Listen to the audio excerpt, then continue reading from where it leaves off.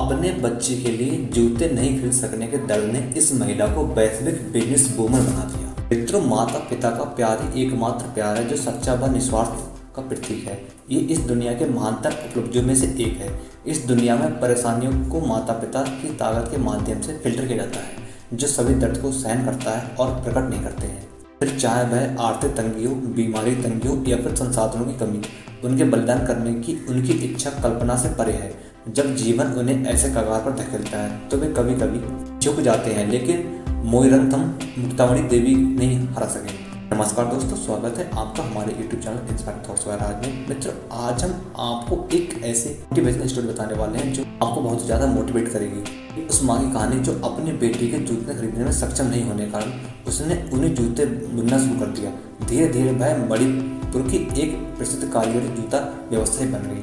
उन्हीं के बारे में हम ये कहानी बताने वाले हैं। यदि आपको ये कहानी पसंद आए तो पूरा वीडियो लाइक करना और चैनल को सब्सक्राइब जरूर करना। कहानी से आपको ये पता लगेगा कि एक माँ की ममता कैसी होती है, कि उन्होंने अपने बच्चे को पालने के लिए अपनी इस साधारण महिला ने अपनी अविश्वसनीय प्रतिभा को एक रचनात्मक पेशे में बदल दिया है। बात कर रहे हैं कि मुक्तामणि नाम की एक महिला की। मुक्तामणि का जन्म दिसंबर 1958 में हुआ था और उनका पालन पोषण उनकी विधवा माँ ने किया था।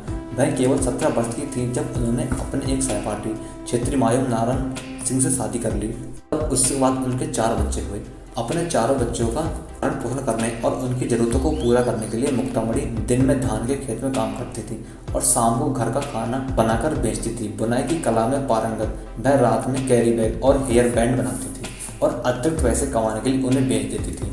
29 साल पहले तक मुक्तामणि एक वंचित परिवार की एक गृहिणी थी जो परिवार को एक साथ रखने के लिए कड़ी मेहनत करती थी।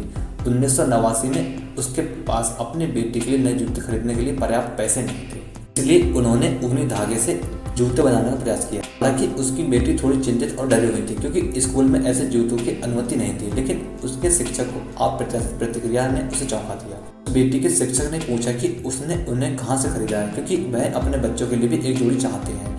ये वह वक्त था जब उद्यमी का जन्म हुआ था। बिजनेस मेकिंग की दुनिया में उनका सफर की बात करें तो मुक्ता सूट जो वर्ष 1990 में स्थापित किया गया था, वह अब ऑस्ट्रेलिया, यूनाइटेड किंगडम, मैक्सिको और यहाँ तक कि कुछ अफ्रीकी देशों में वह हस्तनिर्मित जूते निर्यात करती है। कंपनी कुछ ही समय में प्रसिद्ध हो गई और ऊन कढ़ाई अनुभव के तहत जिला उद्योग केंद्र में पंजीकृत हो गई। मुक्तामणि के लिए विशेष रूप से एक माँ होने और एक ही समय में एक व्यवसाय के मालिक होने के नाते ये एक आसान यात्रा नहीं थी। उनको व्यवसाय करने के लिए धन जुटाने में बाधाओं का सामना करना पड़ा, क्योंकि उसे एक नहीं, 2 नहीं बल्कि 3 बच्चे थे जिन्हें लगातार उनकी देखभाल और ध्यान की आवश्यकता थी। वर्षों से उनके दृढ़ संकल्प ने उन्हें संघर्षों से बाहर निकाला और ये केवल समय की बात थी कि उनके व्यवसाय ने अंतर्राष्ट्रीय स्तर पर विस्तार किया। हर कदम पर पुरस्कार और प्रशंसा को प्राप्त किया। मुक्तामणि ने 1000 से अधिक लोगों को प्रशिक्षित किया है। उनका जूता कारखाना मुक्ता उद्योग पुरुषों, महिलाओं और बच्चों के लिए दस्तकारी के जूते और सैंडल का उत्पादन करता है। कीमत 200 रुपये से 800 रुपये के बीच है। जूते और सैंडल न केवल भारत में बल्कि पूरी दुनिया में प्रसिद्ध हैं और विभिन्न अंतर्राष्ट्रीय देशों में निर्यात किए जाते हैं। इन्होंने नेशनल इंश्योरेंस ने द टेलीग्राफ के साथ सहयोग किया और ट्रू लीजेंड्स अवार्ड्स 2018 नामक एक समारोह की मेजबानी की। इस समारोह में 11 व्यक्तियों को सम्मानित किया गया जिन्होंने समाज को सकारात्मक रूप से लोगों के जीवन को भी बदल दिया है।